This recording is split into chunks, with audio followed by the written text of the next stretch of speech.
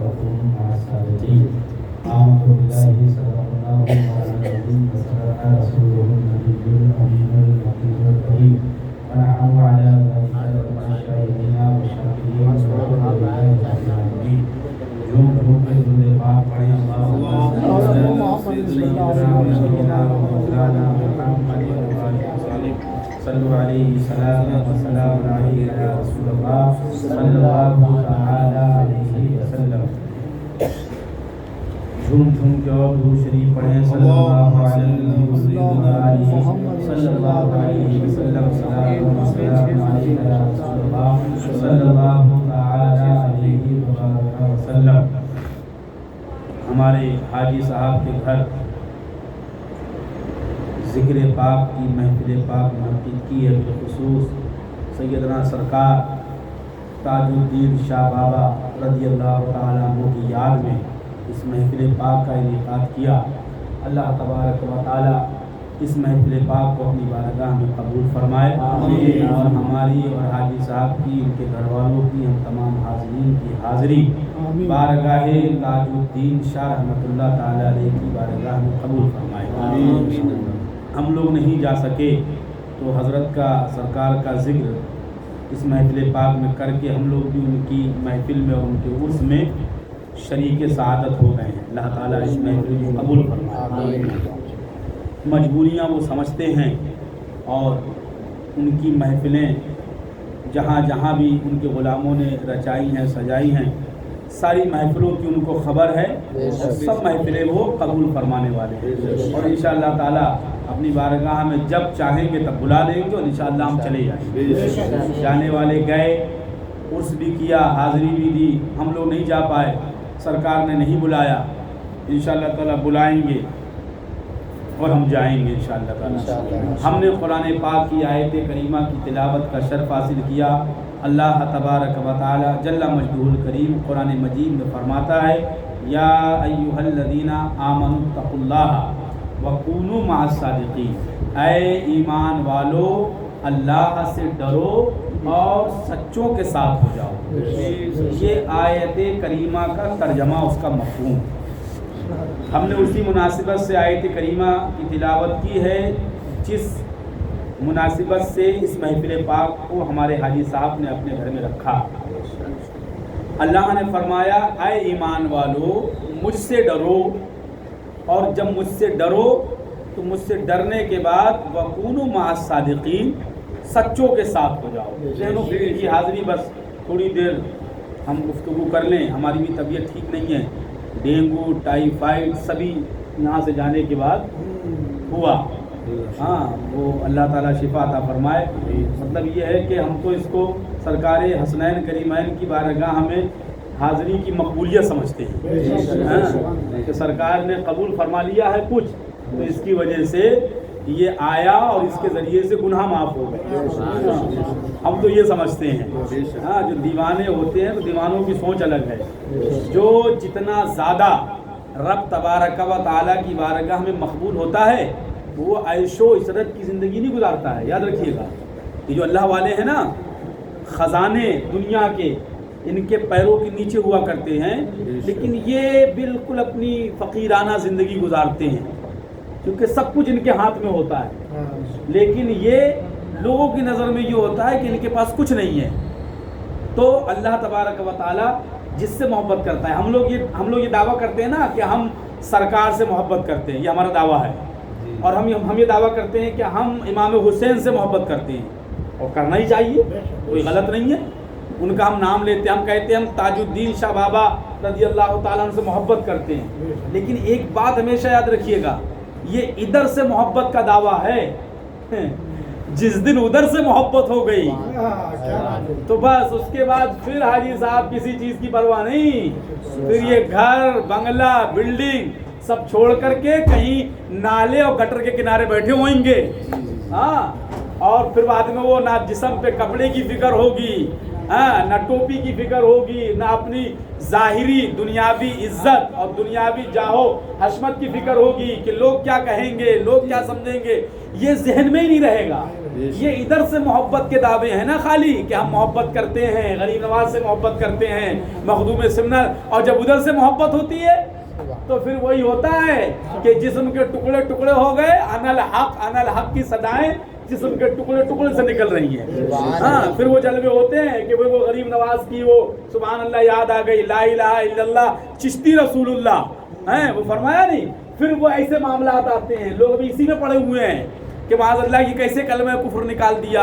اور انا الحق جس کو حضرت جو ہے اعلیٰ حضرت رضی اللہ تعالیٰ عنہ نے فتاوی رضویہ میں بھی تحریر فرمایا کہ آپ کے جسم مبارک سے ہر حصے سے انا الحق کی صدائیں نکل رہی تھی۔ جب آدمی جو ہے نا، جب وہ ادھر سے جب محبت کے نور و انوار کی بارش ہوتی ہے، جب وہ محبت کرنے لگتا ہے اللہ اپنے بندوں سے، جب وہ محبت کرنے لگتا ہے تو پھر وہی معاملات ہو جاتے ہیں، پھر اس کو پرواہ نہیں رہتی ہے۔ آپ دیکھتے نہیں ہیں کہ ہمارے یہاں پیلی بھیت شریف کے اندر ایک عبد الوحید شاہ رحمۃ اللہ تعالیٰ علیہ، ان کو چپ شامیہ کے نام سے جانتے ہیں لوگ، ان کا مزار شریف ہے ابھی بھی وہاں پر، آستانہ ہے پیلی بھیت شریف میں۔ وہ حضرت مادرزاد ننگے رہا کرتے تھے، 12 ماس ننگے، کوئی لباس جسم پہ کوئی کپڑا ان کے نہیں رہتا تھا۔ یہی چیز ابھی ہم لوگوں سے کہا جائے کہ صاحب آپ ننگے ہو جائیے تو ہم لوگ ننگے ہوں گے؟ ارے بنیان اور لنگی پہن کے نیچے نہیں جائیں گے۔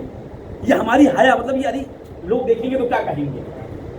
لیکن جب اللہ تبارک و تعالیٰ اپنے کسی بندے سے محبت کرتا ہے تو یہ چیز جو دماغ میں دماغ ختم ہی ہو جاتا ہے، پھر اس کے بعد سوچنے سمجھنے کی صلاحیت ختم ہو جاتی ہے۔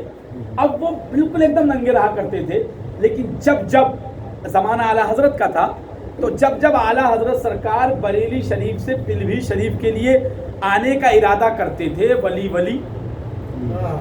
عبد الوحید شاہ کو خبر ہو جاتی تھی کہ اعلیٰ حضرت سرکار اب تشریف لانے والے ہیں بریلی شریف سے پیلی بھیت شریف، فوراً کسی نہ کسی کے پاس سے کپڑا مانگتے تھے اور اپنے سطر کو چھپا لیتے تھے اور یہ کہتے تھے کہ کوتوال آ رہا ہے۔ یہ فرماتے تھے کوتوال آ رہا ہے، کوتوال بریلی شریف سے کوتوال آ رہا ہے، ڈھک لیتے تھے۔ اور سردی ہو یا گرمی ہو آگ کے پاس ہی بیٹھے رہا کرتے تھے، 12 ماس آگ جلائے رہتے تھے، چاہے سڑی گرمی ہو، لوگ گرمی میں بالکل جھلس رہے ہوں، لیکن حضرت جو ہے وہ آگ کے پاس ہی بیٹھتے تھے، آگ ہی سیکتے ہوتے تھے اور سردیوں میں بھی بیٹھے ہوتے تھے۔ سردی کا زمانہ تھا، پیلی بھیت شریف کا ایک بنیا بہت قیمتی کمل اوڑھ کر کے حضرت کے برابر بیٹھا، وہ بھی آگ سیک رہا تھا۔ جیسے اعلیٰ سرکار رضی اللہ تعالیٰ عنہ تشریف لے جانے لگے پیلی بھیت شریف کے لیے، فوراً کمل مانگا اس بنیے کا، اور بنیے کا کمل مانگ کے اوڑھ لیا اور فرمایا اب کوتوال آ رہا ہے، کوتوال آ رہا ہے، بار بار یہ فرماتے رہے۔ اور جب تک اعلیٰ حضرت پیلی بھیت شریف میں رہتے آپ برہنہ نہیں ہوتے۔ جیسے اعلیٰ حضرت سرکار پیلی بھیت شریف شہر کے باہر نکلتے، وہ عادت کریمہ تھی آپ کی، کمل اٹھاتے تھے اسی آگ میں رکھ دیتے تھے، وہ جل جاتا تھا اور خوش ہوتے تھے، وہ خوش ہوتے تھے، اس کو سیکتے تھے آگ کو۔ وہی بنیا کا کمل اٹھایا، جب اعلیٰ حضرت سرکار تشریف لے گئے اسی آگ میں رکھ دیا، کمل جلنے لگا۔ بنیا چلایا، بولا بابا چونکہ جب یہ لوگ دنیا میں ظاہری میں طور پر حیات رہتے ہیں، لوگ سمجھ نہیں پاتے ہیں، تو کمل جلا دیا، پورا کمل جل گیا۔ بنیا چلانے لگا، حضرت میں نے تو آپ کو کمل دیا تھا جسم ڈھکنے کے لیے، میرا کمل آپ نے جلا دیا۔ جلال میں آئے، ارشاد فرمایا ذرا سے کمل کے لیے پریشان ہو گیا، تھوڑا سا کونا بچا تھا، پکڑا اور پکڑ کے پورا کمل ہلا کر کے صحیح سلامت اس کے ہاتھ میں لے، یہ کمل لے۔ تو جب محبت ادھر سے ہوتی ہے تب پھر یہ حالت ہوتی ہے انسان کی۔ تو ہم جو محبت کا دعویٰ کر رہے ہیں نا کہ ہم محبت کرتے ہیں، بے شک ہم ہی لوگ کرتے ہیں، ادھر سے رحمت شفقت مہربانیاں ہوتی ہیں، لیکن جس دن ادھر سے محبتیں ہو جائیں گی نا تو اس دن اپنا ہوش و حواس ہم سب کھو بیٹھیں گے، کچھ نہیں بچے گا۔ ہم ہوش میں ہیں، یہ سمجھ لو جب تک ہوش میں ہیں ادھر سے ہی محبتیں ہیں، ورنہ کیا گھر، کیا بنگلہ، کیا بلڈنگ، کیا سوسائٹی، لوگ کیا کہیں گے، لوگ کیا سوچیں گے، یہ سوچنے سمجھنے کا مادہ ہی آدمی کا ختم ہو جاتا ہے۔ پھر وہ وہی سوچتا ہے جس سے وہ محبت کرتا ہے، جو وہ چاہتا ہے۔ اگر اللہ سے محبت کرنے لگے اور اللہ تعالیٰ اس بندے سے محبت کرنے لگے، پھر بندے کی اپنی سوچ کا کوئی دخل نہیں ہوتا ہے، اللہ تبارک و تعالیٰ جو چاہتا ہے وہ من جانب اللہ وہی کرتا ہے، اس کو کچھ کہنے کی ضرورت نہیں ہے۔ تو اس لیے ہم لوگ اس محفل میں آئے ہیں، بے شک ہم بزرگوں سے محبت کرتے ہیں، اللہ والوں سے محبت کرتے ہیں، اور یہ محبت کا ثبوت یہ ہے کہ اگر ہم محبت نہ کرتے ہوتے تو ان کا یہ ذکر پاک ہم سے یہ نہیں ہو پاتا ہے، ان کا کرم ہے، ان کا احسان ہے، اسی لیے ہم ان کا ذکر کر رہے ہیں۔ کوئی ہمارے غوث پاک رضی اللہ تعالیٰ عنہ خود ارشاد فرماتے ہیں جب تک میں نہیں چاہتا ہوں، جب تک کوئی میرا نام نہیں لے سکتا، میرا ذکر نہیں کر سکتا۔ جلال میں آ گئے، نماز کا وقت ہو گیا، لوگوں نے کہا حضور نماز کا وقت ہو گیا، ایک مرتبہ کہا خادم نے سن لیا، دوسری مرتبہ کہا سن لیا، تیسری مرتبہ جلال میں آ کے فرماتے ہیں وقت کی نبض عبد القادر کے ہاتھ میں ہے۔ کوئی وقت، کوئی زمانہ، کوئی سال، کوئی مہینہ عبد القادر کے اوپر سے ایسا نہیں گزرتا ہے جو مجھ سے اجازت لیے بغیر چلا جائے۔ فرماتے ہیں وقت کی نبض ہمارے ہاتھ میں ہے۔ اور بازار میں، سڑکوں میں آپ تشریف لے جایا کرتے تھے کبھی کبھی اپنے سیر و تفریح کے لیے، تو لوگ اپنے کام کاج سارے دکانیں، مکان، گھروں میں سے نکل کر کے سرکار کے پیچھے جلوس کی شکل میں چلا کرتی تھی، جلوس کی شکل میں۔ ایک دن سرکار غوث پاک رضی اللہ تعالیٰ عنہ چلے تو کوئی ساتھ میں نہیں، خادم پیچھے پیچھے چل رہے ہیں۔ خادم سوچ رہے ہیں منی من میں کہ یار حضرت سرکار تشریف لے جا رہے ہیں، جلوس کی شکل میں لوگ آ جاتے ہیں، لیکن آج کیا بات ہے کہ کوئی آ ہی نہیں رہا ہے۔ لوگ اپنی دکان پہ بیٹھے ہوئے ہیں، اپنا کاروبار کر رہے ہیں، خرید و فروخت کر رہے ہیں، سامان تول رہے ہیں، سب کام کاج میں لگے ہوئے، کوئی بھی نہیں آ رہا ہے۔ اتنا خادم نے سوچا حاجی صاحب، تھوڑی دیر میں کیا دیکھتے ہیں کہ لوگ اپنی دکانیں بند کر کے اور سرکار غوث پاک رضی اللہ تعالیٰ عنہ کے پیچھے پیچھے جلوس کی شکل میں چلنا شروع کر دیا۔ ایک آیا، دو آیا، پانچ آیا، جس راستے سے سرکار غوث پاک نکلتے اس راستے کے تمام لوگ اپنی دکانیں، مکان چھوڑ کر سرکار غوث پاک رضی اللہ تعالیٰ عنہ کے پیچھے پیچھے چلنے لگتے۔ خادم کو دھکا دے کر کے پبلک نے بہت دور کر دیا۔ اب سرکار غوث اعظم رضی اللہ تعالیٰ عنہ آگے سے خادم کو دیکھتے ہیں اور مسکراتے ہیں اور ارشاد فرماتے دیکھ لیا عبد القادر جیلانی جب تک خود نہ چاہے، جب تک کوئی عبد القادر سے محبت نہیں کر سکتا ہے۔ عبد القادر کہ یہ جب میں چاہتا ہوں ان کو بلا لیتا ہوں اور جب چاہتا ہوں ان کو بھگا دیتا ہوں، یہ عبد القادر کے ذمہ کرم پر اللہ نے دے رکھا ہے، میں جس کو چاہتا ہوں وہی مجھ سے محبت کرتا ہے۔ تو ہم لوگ سرکار تاج الدین رضی اللہ تعالیٰ عنہ کا ذکر پاک کر رہے ہیں، یہ کرنا اس بات کی دلیل ہے کہ ہم ان سے محبت کرتے ہیں۔ اگر ہمیں ان سے محبت نہیں ہوتی تو وہ اپنا ذکر کبھی ہم سے کرواتے ہی نہیں، کبھی نہیں کرواتے۔ کسی بھی ولی کا ذکر اگر آپ کر رہے ہیں محبت کے ساتھ، ذکر کرنا دو طریقے کا ہوتا ہے بھائی، بہت سارے لوگ برائی کے ارادے سے بھی ذکر کرتے ہیں، لیکن جو ہم ذکر کر رہے ہیں یہ محبت والے ہیں، جو محبت سے ذکر کر رہے ہیں تو اس کا مطلب ہم اس بزرگ سے محبت کرتے ہیں۔ کسی بزرگ کی محفل اس وقت تک ہم نہیں کر سکتے جب تک کہ وہ ہم کو اس لائق نہ سمجھے اور ہم اس سے محبت نہ کرتے ہوں۔ اگر ہم کو اس بزرگ اللہ والے کی عداوت اگر ہمارے دل میں ہوگی تو ہم کبھی اس ولی کی محبت میں ہم اس کا ذکر نہیں کریں گے۔ اللہ تعالیٰ نے فرمایا ایمان والو مجھ سے ڈرو، اللہ سے ڈرو اور سچوں کے ساتھ ہو جاؤ۔ اللہ سے ڈرنے کا مطلب صاف صاف ہے۔ بھیا آپ نماز نہیں پڑھتے ہو اور نماز پڑھنے لگو تو اس کا مطلب یہی ہے کہ اللہ سے ڈرتے ہیں، ہے نا۔ اگر نماز نہیں پڑھ رہا ہے کوئی اور نماز پڑھنے لگے اس کا مطلب یہ ہے کہ اللہ سے ڈرتا ہے، مطلب یہ ہے کہ نماز پڑھنا اللہ سے ڈرنا ہے۔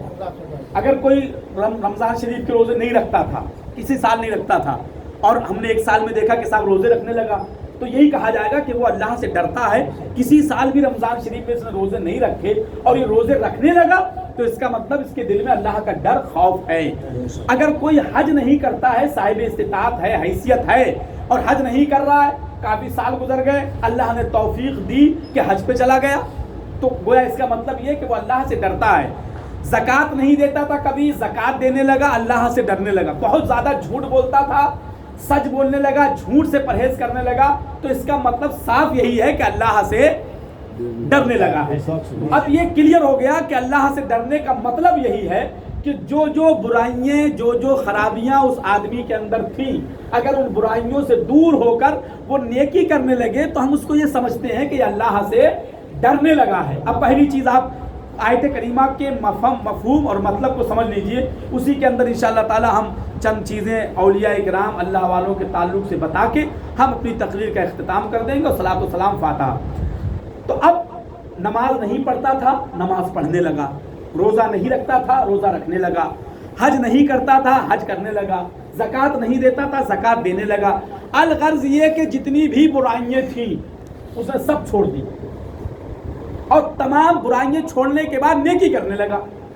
تو جب اب نیک ہو گیا ہے وہ حاجی صاحب، تو اتقوا اللہ، جب وہ نیک ہو گیا، اللہ سے ڈرنے لگا ہے، وَكُونُوا مَعَ الصَّادِقِينَ، اب سچوں کی کیا ضرورت ہے؟ بھائی نیک ہو گیا نا وہ، اب تو خود نیک ہے وہ۔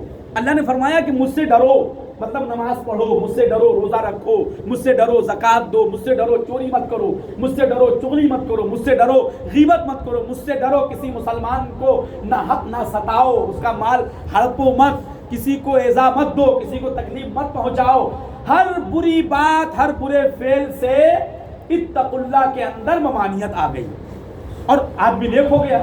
جب نیک ہو گیا، جب وہ خود نیک ہے، اب اس کو نیکوں کے ساتھ کی کیا ضرورت ہے؟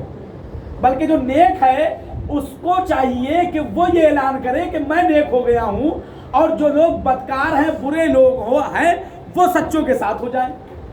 آخر نیک لوگوں کو ہی کیوں کہا گیا اتقوا اللہ، یعنی مجھ سے ڈرو؟ اس کا مطلب تو یہی ہوا نا کہ پرہیزگاری اختیار کر لو، نیک بن جاؤ، اور نیک بننے کے بعد اللہ والوں کے ساتھ ہو جاؤ۔ تو یہ تو ایک عجیب چیز ہے کہ بھائی شرابی سے کہو اللہ والوں کے ساتھ ہو جائے، جواری سے کہو اللہ والوں کے ساتھ ہو جائے، زانی سے کہا جاتا قرآن میں اللہ والوں کے ساتھ، چونکہ اللہ والوں کے ساتھ کی ضرورت ان لوگوں کو ہے، نیک آدمی کو کیا ضرورت ہے جبکہ وہ خود نیک ہو گیا۔ اس کانسیپٹ کو سمجھنا ہے کہ اللہ تعالیٰ نے یہ نیک لوگوں ہی سے کیوں کہا ہے کہ وہ سچوں کے ساتھ ہو جائیں۔ اچھے لوگوں سے، نمازیوں سے، حاجیوں سے، روزے داروں سے، اور برائی، چغلی، جھوٹ، غیبت، ان تمام گناہوں سے جو بچتا ہے، اس سے کیوں کہا گیا کہ وہ سچوں کے ساتھ ہو جائے؟ میں ایک مثال دے کر کے آپ کو سمجھاؤں۔ ہمارے حاجی صاحب بیٹھے ہوئے ہیں، ہمارے حاجی صاحب کوئی دکان چلاتے ہیں، فرض کر لیجیے مثال کے طور پہ کوئی دکان چلاتے ہیں، ان کے یہ صاحبزادے ہوں گے، شاید صاحبزادے ہیں نا آپ کے، یہ صاحبزادے ان کے ہیں، دکان چلاتے ہیں، مٹیریل، سامان سب دکان کے اندر بھرا ہوا ہے۔ اب دکان کے اندر ساری چیزیں ان کے رکھی ہوئی ہیں۔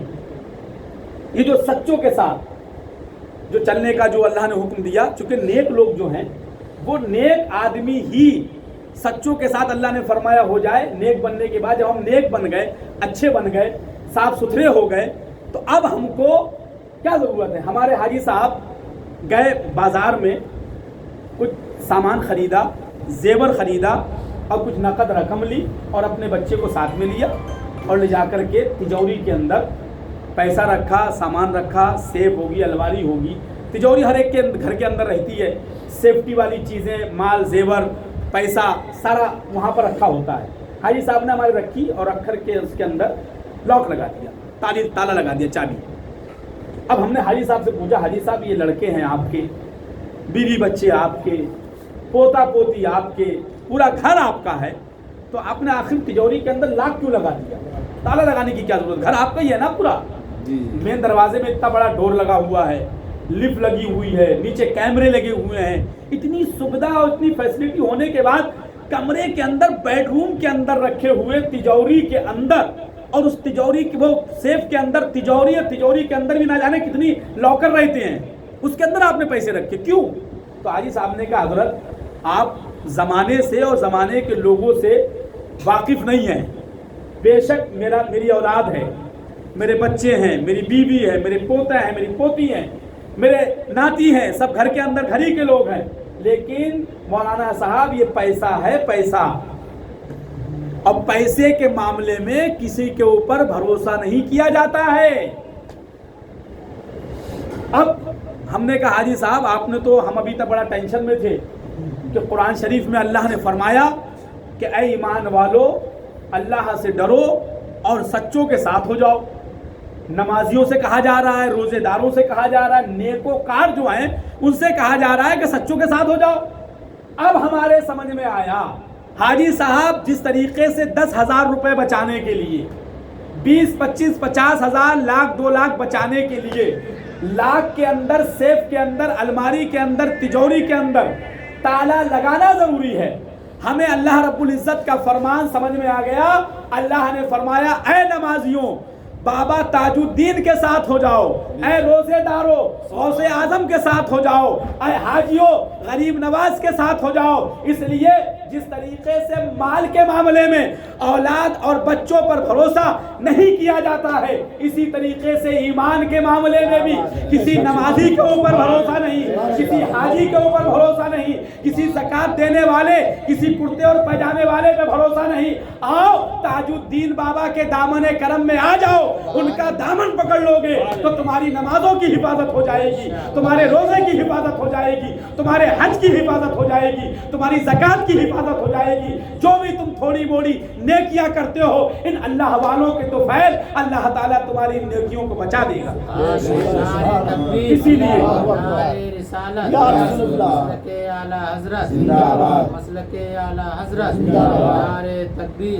इसीलिए अल्लाह ताला ने फरमाया ये हुक्म सुन्नियों के लिए है कि सुन्नियों अल्लाह वालों के दामने करम से वाबस्ता रहो, बुजुर्गों के दरबारों पर आते जाते रहो, उनकी मज़ारों पर आस्थानों पर हाजिरी देते रहो। जो थोड़ा मोड़ा नेक काम करते हो, अल्लाह ताला उनके तुफैल तुम्हारे उन नेक कामों की हिफाजत फरमाएगा। तुम्हारी नमाजें भी बची रहेंगी। नमाजें बचने का मतलब क्या है? इनके दरबार से जुड़े रहोगे तो ईमान सलामत रहेगा, इस्लाम सलामत रहेगा, दीन बचा रहेगा। और जब ईमान बचा रहेगा तो नमाजें बची रहेंगी, ईमान बचा रहेगा तो रोज़ा बचा रहेगा। खुद अल्लाह ने फरमा दिया कि नेक लोग हैं, इनके साथ हो जाओ, इनके दामन करम में आबाद हो जाओ। ये इनके दामन से लिपटे रहोगे तो अल्लाह तबारक व तआला इनके तुफैल तुम्हें कभी भी ईमान की दौलत से महरूम नहीं करेगा। अब हमारे ताजुद्दीन शाह बाबा रज़ी अल्लाह तआला अन्हु की बारगाह हम नहीं गए, नहीं बुलाया सरकार ने। लोग कहते हैं माज़अल्लाह कि मज़ारों पर जाना शिर्क है, हाजिरी देना शिर्क है। और अब तो वो ये सारे काम खुद भी करने लगे हैं, खुद भी करने लगे हैं, मज़ारों पर भी जाने लगे हैं, चादर भी चढ़ाने लगे। अब तो कब्रिस्तानों के अंदर दिखने को मिलते हैं। अभी तक कहते थे हमको कब्र पुजवा, ये कब्र को पूछते हैं। हम लोग क्या करते हैं, जाकर मज़ार शरीफ पे फातिहा ही पढ़ते हैं ना। अब तो ये खुद अपने बाप की कब्र पर खड़े होकर के आप देखेंगे जुमे के दिन, जुमे की नमाज के बाद कब्रिस्तानों में जाइए, कितने देवबंदी वहाबी आपको मिलेंगे जो कब्र पर खड़े होकर फातिहा पढ़ते होंगे, चप्पल पहन के खड़े रहेंगे, फातिहा पढ़ते होंगे। अब सुन्नियों को चाहिए कि उनसे पूछें कि भाई अब शिर्क कहाँ चला गया। तो कहने का मकसद ये है कि शिर्क और कुछ नहीं, इनको सिर्फ और सिर्फ अल्लाह और उसके रसूल और उसके वलियों से इनको दुश्मनी है। उस दुश्मनी में ये हमारे ऊपर शिर्क का फतवा लगाते हैं। अगर सोचा जाए तो अभी ताजुद्दीन कहते हैं कि साहब ताजुद्दीन शाह बाबा रज़ी अल्लाह तआला अन्हु अल्लाह तबारक व तआला की रहमत के ये स्टाफ हैं। मिलने की जगह अल्लाह की रहमत तो हर जगह है, आपके घर में भी अल्लाह की रहमत है। और हम जो बुजुर्गों के आस्थाने पर जाते हैं मांगने के लिए, कोई चीज़ तलब करने के लिए, तो कोई भी ताजुद्दीन शाह बाबा को अल्लाह नहीं समझता है। इतने उर्स में जाते हैं, आप किसी बिल्कुल एकदम ठेठ अनपढ़ सुन्नी से जाके आप पूछेंगे, वो अपना अकीदा जाहिर कर देगा, नहीं हम ताजुद्दीन शाह बाबा को अल्लाह नहीं समझते हैं, खुदा नहीं समझते हैं। जाहिर सी बात है, अगर ताजुद्दीन शाह बाबा को खुदा समझता तो वो उनके उर्स में जाता। अरे इतने ही समझ लो कि उर्स में जाना ही उनको खुदा ना समझने की दलील है। अरे खुदा वो है जिसका ना उर्स होता है ना जिसका जुलूस होता है। हम सुन्नियों का खुदा, अरे भाई देवबंदी वहाबी खुदा होगा जिसका उर्स होता होगा। अरे भाई तभी तो शिर्क होगा जब हम ऐसे का उर्स मनाए कि माज़अल्लाह खुदा का कोई उर्स होता हो और ताजुद्दीन बाबा का उर्स मनाने जा रहे हैं, तभी तो शिर्क होगा। तभी तो बराबरी होगी कि खुदा का भी उर्स होता है और ये ताजुद्दीन शाह बाबा का भी उर्स मनाने जा रहे हैं, तभी तो शिर्क होगा। और ये चीज़ ताजुद्दीन शाह बाबा का उर्स मनाना, गौसे आजम की 11वीं मनाना, गरीब नवाज की छठी मनाना, ये हम सुन्नियों का ये सब मनाना, ये इस बात का सबूत है कि हम इन बुजुर्गों को खुदा नहीं समझते हैं। और जिसको खुदा समझते हैं ना हम उसका उर्स करते हैं, ना हम उसकी मज़ार बनाते हैं, ना उस पर चादर चढ़ाते हैं। इसलिए हमारा जो खुदा है वो मज़ार से भी पाक है, चादर से भी पाक है, गागर से भी पाक है। वो मज़ार, गुंबद और सेहरा और फूल, इन तमाम चीज़ों से पाक है। हमारे बुजुर्गों की मज़ार मज़ारों पर पड़ी चादर, हमारे बुजुर्गों की मज़ारों पर पड़े फूल, हमारे बुजुर्गों पर बना हुआ गुंबद, ये इस बात की दलील है कि हम अहले सुन्नत अपने बुजुर्गों को खुदा नहीं मानते हैं, अल्लाह नहीं मानते हैं, बल्कि उन बुजुर्गों को अल्लाह वाला मानते हैं। वरना हकीकत तो यही है ना कि भाई ताजुद्दीन शाह बाबा का हम उर्स मनाने जाते हैं तो उर्स मनाने का मतलब यही है कि वो अल्लाह नहीं है, और जो हम उनसे मांगते हैं, ताकि ये अब उर्स के अंदर जितने लोग गए हैं ना मालूम क्या क्या मिन्नतें और आरज़ुएं और नेक जायज़ तमन्नाएं लेके गए होंगे, और यही कह रहे होंगे, ए ताजुद्दीन शाह बाबा मुझे औलाद मिल जाए तो आपकी बारगाह में चादर चढ़ाऊंगा, लंगर करूंगा। ए ताजुद्दीन शाह बाबा मुझे ये बीमारी है, अगर आप शिफा दे दे तो मैं आपके आस्थाने पर चादर चढ़ाऊंगा। ये सब मिन्नतें मानते हैं कि नहीं मानते? अब यहाँ पर ये समझने की चीज़ है कि ताजुद्दीन शाह बाबा की मज़ार पर किसी ने ये कह दिया कि ए ताजुद्दीन शाह बाबा मुझे औलाद दे दो, मुझे इस बीमारी से शिफा दे दो, मुझे लड़का हो जाए, लड़की हो जाए।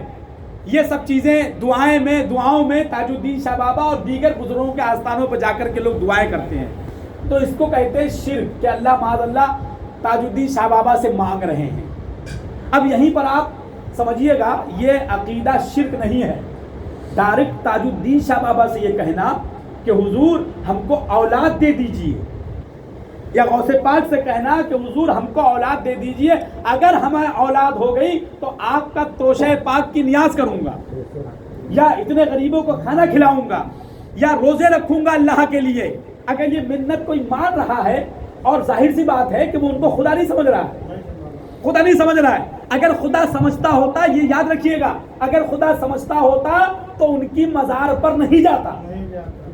क्यों? इसलिए कि नागपुर जाना खुदा के लिए, नागपुर और नागपुर जाना, खुदा नागपुर में नहीं रहता है, बल्कि अल्लाह तबारक व तआला के लिए जहत, सिम, नीचे ऊपर आगे पीछे, इन तमाम चीज़ों को साबित करना खुद शिर्क है, खुद कुफ्र है। तो वो नागपुर जा रहा है, इसका मतलब ये है कि वो सरकार ताजुद्दीन शाह बाबा को अल्लाह नहीं बल्कि अल्लाह का महबूब वली, अल्लाह का महबूब बंदा समझ रहा है। तो ये कह कर के मांगना कि ए ताजुद्दीन शाह बाबा औलाद दे दो, ये दो तरीके से है, और ये अकीदा शिर्क नहीं है। अगर ये अकीदा शिर्क होगा तो फिर ये अकीदा कुरान शरीफ के अंदर मौजूद है। अल्लाह तबारक व तआला की बारगाह में हज़रत ईसा अलैहिस्सलाम अल्लाह के नबी हैं, अल्लाह ने हज़रत जिब्रील को भेजा किसके पास? हज़रत मरियम के पास। ये कुरान शरीफ में पूरा वाक़या है हज़रत मरियम का, सूरह मरियम में आप देखेंगे पूरा वाक़या है। मैं मफ़हूम आपको बता रहा हूँ। हज़रत जिब्रील को भेजा कि जाओ हज़रत मरियम से कहो कि मैं अल्लाह का कासिर हूँ और तुम्हें सुथरा बेटा दूंगा। यह हज़रत जिब्रील अल्लाह की बारगाह से आए पैगाम लेकर के हज़रत मरियम के पास। ये मरियम हज़रत ईसा अलैहिस्सलाम की वालिदा, जिनको अल्लाह ताला ने बग़ैर बाप के पैदा किया। हज़रत आदम और हज़रत हव्वा, इनको बग़ैर माँ बाप के अल्लाह ने पैदा किया, और हज़रत ईसा अलैहिस्सलाम को बग़ैर बाप के अल्लाह ने पैदा किया। तो ये अल्लाह की कुदरत है। अल्लाह ने अपने कुदरत के इजहार के लिए किया कि मैं इस पर भी कादिर हूँ कि बग़ैर बाप के मैं बच्चा पैदा करने पर भी कादिर हूँ, और बग़ैर माँ बाप के भी मैं इंसान बनाने पर, पैदा करने पर कादिर हूँ। अल्लाह ताला की कुदरत है, उसने दिखा दिया। हाँ, वो कर सकता है, ये उसकी कुदरत में है। तो भेजा, हज़रत ईसा अलैहिस्सलाम आए, और कुरान शरीफ में है ये बारगाह जो है हज़रत ईसा अलैहिस्सलाम की वालिदा के पास, और उनसे कहा कि मैं अल्लाह का कासिद हूँ और मैं तुम्हें सुथरा बेटा दूंगा। अब आप लोग ईमानदारी से बताइए कि बेटा देना किसका काम है? अल्लाह का काम है। तो ये तो शिर्क हो गया। फिर ये शिर्क, अगर हम ये कह रहे हैं ताजुद्दीन बाबा हमें बेटा दे दो, अगर ये शिर्क है तो जिब्रील अमीन का ये कहना कि मैं सुथरा बेटा दूंगा, तो ये भी शिर्क है, ये भी शिर्क है। अगर आपसे हमसे कोई पूछे कि बताइए साहब पानी कौन बरसाता है, तो आप ये कहोगे अल्लाह, आप ये कहोगे अल्लाह, और मैं कहूँगा अल्लाह नहीं बरसाता है। उसके लिए फरिश्ता मुतय्यन है, पानी फरिश्ता बरसाता है। तो अगर कोई ये कह दे कि पानी फरिश्ता बरसाता है तो शिर्क हो जाएगा? नहीं होगा ना, क्योंकि हकीकत ये पानी फरिश्ता बरसाता है। अगर आपसे पूछा जाए کہ بچے کے جس ماں کے پیٹ میں جو بچہ ہے نطفہ ہے اس نطفے میں روح کون ڈالتا ہے؟ آپ کہو گے اللہ، میں کہوں گا نہیں، اللہ نہیں ڈالتا ہے، فرشتہ ڈالتا ہے۔ دو چیزیں ہو گئی کہ نہیں؟ دو، ہم کہہ رہے ہیں فرشتہ، آپ کہہ رہے ہیں اللہ، اور چیزیں اس طریقے کی کہ روح کون نکالتا ہے؟ ملک الموت آتے ہیں نا، اللہ تو روح نہیں نکالتا، اللہ کسی کی روح نہیں نکالتا۔ ہم آپ سے پوچھیں کہ روح کون نکالتا ہے، موت کون دیتا ہے، تو آپ کہیں گے اللہ، ہم کہیں گے نہیں، ملک الموت دیتے ہیں۔ لیکن میرا یہ کہنا کہ نہیں، ملک الموت دیتے ہیں، روح ملک الموت نکالتے ہیں، پانی فرشتہ برساتا ہے، اس کا مطلب یہ نہیں کہ معاذ اللہ میں یہ سمجھ رہا ہوں کہ اللہ نہیں کر سکتا ہے۔ حقیقی مالک خالق اللہ ہے، لیکن اس نے ان کاموں کے لیے فرشتوں کو متعین کر رکھا ہے۔ اس کاموں کو فرشتے انجام دیتے ہیں اس کے حکم سے۔ حضرت عیسیٰ علیہ السلام کے بعد اب یہیں پر نسبت کی ہم دو قسمیں کریں گے۔ نسبت، کسی کی طرف کوئی چیز کو منسوب کرنا، جیسے یہ محفل ہے، اس کو نسبت ہے تاج الدین شاہ بابا کو، یہ منسوب ہے تاج الدین شاہ بابا ناگپور رضی اللہ تعالیٰ عنہ سے، تو یہ منسوب ہو گئی تاج الدین شاہ بابا۔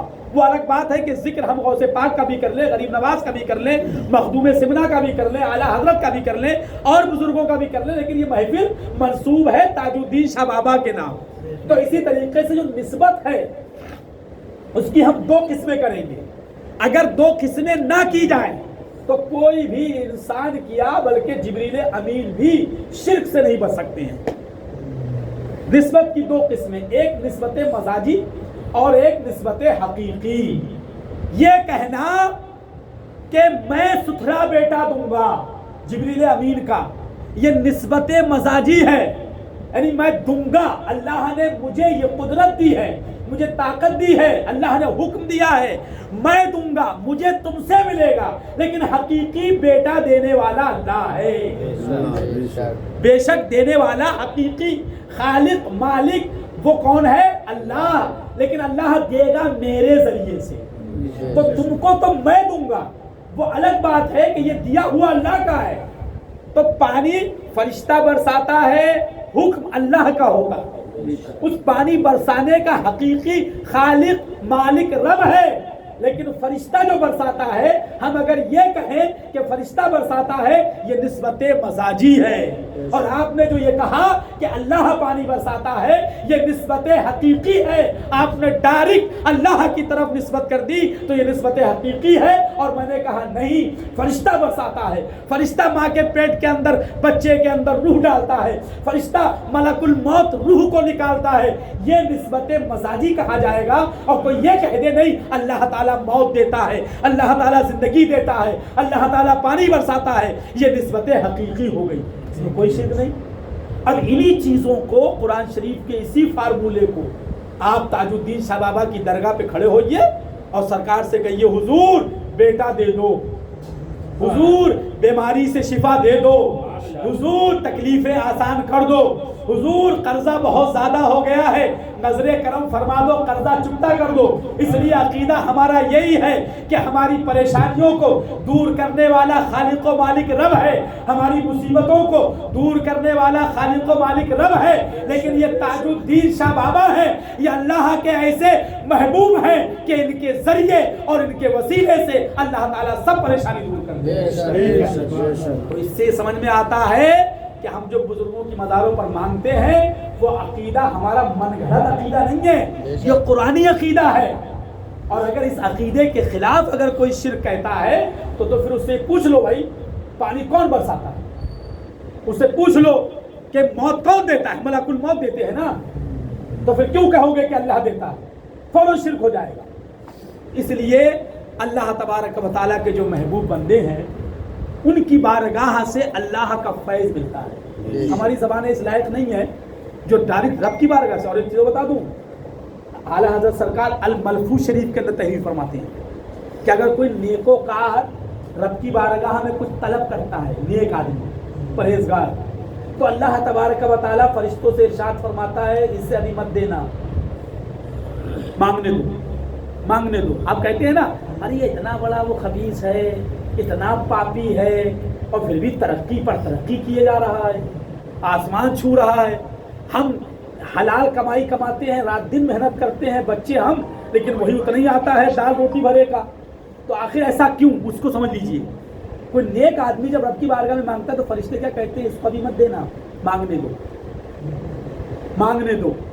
اس کا مانگنا مجھے بہت اچھا لگ رہا ہے. اللہ فرماتا ہے ملفوظ شریف کے اندر اعلیٰ حضرت سرکار تحریر فرماتے ہیں کہ نیکوں کی دعائیں اپنے حق میں بہت دیر میں قبول ہوتی ہیں. وہ نیک آدمی جب دوسرے کے حق میں دعا کرتا ہے فوراً قبول ہو جاتی ہیں, لیکن جب وہ خود اپنے لیے کوئی دعا کرتا ہے تو جلدی قبول نہیں ہوتی ہیں. اور کوئی بدکار, گناہگار, عصیان, مجرم ہے, بہت بڑا گناہگار ہے, اللہ اس کے رسول کو وہ پسند نہیں ہے, تو جب وہ مانگتا ہے تو اللہ فرماتا ہے جلدی دے. فرشتے سے کہتا ہے اس کو جلدی دے اور دے کے ہٹا, اس لیے مجھے مانگ رہا ہے نا مجھ سے, مجھے اچھا نہیں لگ رہا ہے, یہ مجھ سے مانگ رہا ہے اچھا نہیں لگ رہا ہے, اس کو جلدی دے, یہاں سے بھگا. لیکن جب کوئی اللہ والا مانگتا ہے تو اللہ فرماتا ہے مجھے بہت اچھا لگ رہا ہے, یہ مجھ سے مانگ رہا ہے, مجھے بہت اچھا لگ رہا ہے, اس سے تاخیر میں دے, ابھی مت دے, اس کو مت دے, اس کو نہیں دینا, مانگنے دے اور مانگنے دے. پھر وہ اللہ والا, اس کا ایمان, اس کی مضبوطی, اس کا توکل, بھروسہ, یقین ایسا ہوتا ہے, کچھ نہیں ملتا ہے پھر بھی مانگے جاتا ہے, نہیں ملتا ہے پھر بھی مانگے جا رہا ہے, اور پھر بھی نہیں ملا پھر بھی ثابت قدم ہے, ایمان پر ہے. اللہ تعالیٰ کی بہت پسند ہے, مانگا نہیں دیا پھر بھی ثابت قدم ہے. اور ایک گناہگار ہے, بدکار ہے, مجرم ہے, اگر اس کو کچھ کم بھی دے دیا تو بھی اس کی زبان سے ناشکری کے الفاظ ہیں. سب کچھ مل گیا, بہت کچھ مل گیا, لیکن پھر بھی اس کی زبان سے ناشکری کے الفاظ. ناشکری کے الفاظ کا مطلب یہی نہیں کہ آپ یہ کہو کہ میرے پاس کچھ نہیں ہے, بلکہ سب کچھ ہونے کے بعد یہ کہنا کہ صاحب اب یہ بھی ہو جائے, ابھی نائٹ سٹی میں رہنے لگے پھر سوچا لا اگر اس سے بڑے ٹاور میں چلے جائیں, یہ بھی ناشکری ہے, یہ بھی اللہ تعالیٰ کی ناشکری ہے. آپ کے پاس سب کچھ اللہ کا دیا ہوا, گھر بار, بچے, بیوی, سب کچھ ہے, اور اس کے باوجود بھی تمنا یہ ہے کہ صاحب کار بھی آ گئی. اب کار آ گئی تو اب تمنا یہ ہے کہ فارچونر آ جائے, اب فارچونر آ گئی اب تمنا یہ ہے کہ اور بڑی گاڑی آ جائے 2 کروڑ کی. اب کاروں میں جب ساری کاریں چلا لی تو اب کوئی مجھے ہوائی جہاز مل جائے, ہیلی کاپٹر مل جائے, اب اس کی تمنا ہوتی گئی. یہ اہل اللہ کے یہاں یہ تمنائیں بھی ناشکری کی علامتیں ہیں. یہ تمنائیں جو ہے نا, خواہشیں بڑھانا, تمنائیں بڑھانا, اہل اللہ کے یہاں یہ بھی ناشکری ہے. اور جو اللہ والے ہوتے ہیں, محبوب بندے ہوتے ہیں, ان کو کوئی ضرورت نہیں, وہ ہمیشہ دوسروں. اسی لیے بزرگوں نے فرمایا کہ جب مزاروں پر جاؤ تو سب سے پہلے اپنے لیے دعا کرنے کے بجائے اپنے عزیزوں و قریب, دوست, احباب, رشتہ داروں کے لیے دعائیں کرو. اپنے لیے کچھ مت مانگو, اپنے رشتہ داروں کے لیے دعائیں کرو. تو بزرگان دین فرماتے ہیں وہ سب کچھ جو تم نے اپنے رشتہ داروں کے لیے مانگا ہے, اللہ تعالیٰ ان کی برکت سے وہ سب تمہیں خود بخود عطا کر دے. کسی سے مانگنے کی ضرورت نہیں ہے, وہ خود جو تم, آپ کو جو کچھ بھی چاہیے وہ ہم مثال کے طور پہ تاج الدین شاہ بابا گئے تو ہم حاجی صاحب کے لیے دعا کر رہے ہیں, اقبال بھائی کے لیے دعا کر رہے ہیں, رضوان بھائی کے لیے دعا کر رہے ہیں کہ مولا ان کو یہ دے دی, مولا ان کو یہ دے دے, ان کی یہ پریشانی دور ہو جائے, ان کی یہ پریشانی دور ہو جائے. تو بزرگان دین صوفیہ فرماتے ہیں کہ جو تم اپنے مسلمان بھائی کے لیے دعا میں مانگو گے, اپنے لیے نہیں بھی مانگو گے تو وہ سب اللہ تعالیٰ تمہیں عطا کر دے گا. لیکن ہمارے اندر یہ چیز ہے ہی نہیں.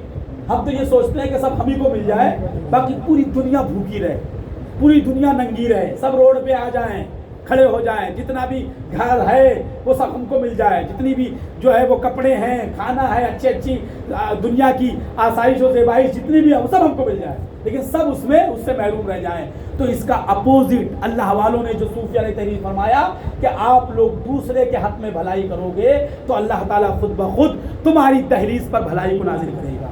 تم دوسرے کے لیے اچھا سوچو گے تو اللہ تعالیٰ تمہارے ساتھ خود بخود اچھا کرے گا. اپنے سنی صحیح عقیدہ مسلمان بھائیوں کی ہمدردی کرو گے, ان کے ساتھ صلہ رحمی کرو گے, اچھے سے پیش آؤ گے تو اللہ تعالیٰ اس کی برکت سے تمہاری ساری پریشانیاں دور کر دے گا. تاج الدین شاہ بابا رضی اللہ تعالیٰ عنہ کے آستانے پر جو لوگ حاضر ہوئے ہیں اللہ تعالیٰ ان کی بھی حاضری قبول فرمائے, اور ہم گناہگار, عصیاں شیار, بدکار, مجرم و ناکارہ ان کے غلام کہے جاتے ہیں. آپ ہمارے हमारे हाजी साहब के घर बैठे हुए उनकी महफिल को मुनक्किद किया, उनका नाम पाक लिया, उनका जिक्र पाक किया, वफ़ पाक का जिक्र किया, बुजुर्गों का जिक्र किया। परवरदिगार आलम अपने प्यारे महबूब सरकार ताजुद्दीन रज़ी अल्लाह तआला अन्हु के उर्स पाक की बरकत से इस महफिल पाक को अपनी बारगाह में कबूल फरमाए और सरकार ताजुद्दीन रज़ी अल्लाह तआला अन्हु के उर्स पाक की बरकतों से, सआदतों से, फयूज़ व बरकत व कमालात से हम अहले सुन्नत को माला माल फरमाए। अस्तगफिरुल्लाह रब्बी मिन कुल्ली ज़ंबि व अतूबु इलैहि व मा अलैना इल्ला अल बलाग।